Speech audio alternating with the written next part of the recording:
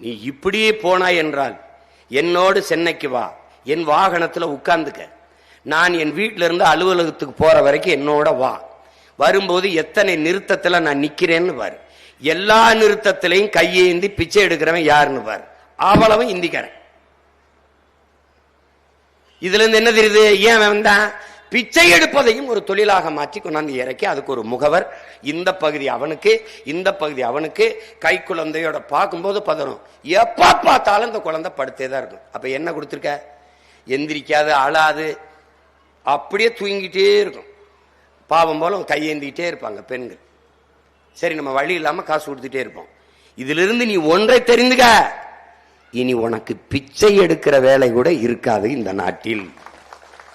அதையும் அவன் எடுத்துருவான். அதையும் அவன் எடுத்துருவான். அவர்கள் கோரிக்கை ரொம்ப பெருசு ஒன்றும் இல்லை. 1200 ரூபாயா இருக்கிற அந்த இதை 4000 ரூபாயா கொடுங்க, இந்த ஊக்கத்தொகையை கொடுங்க.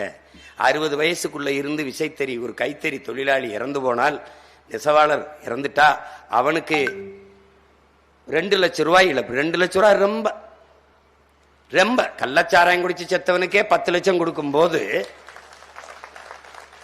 என்ன நான் சொல்றது?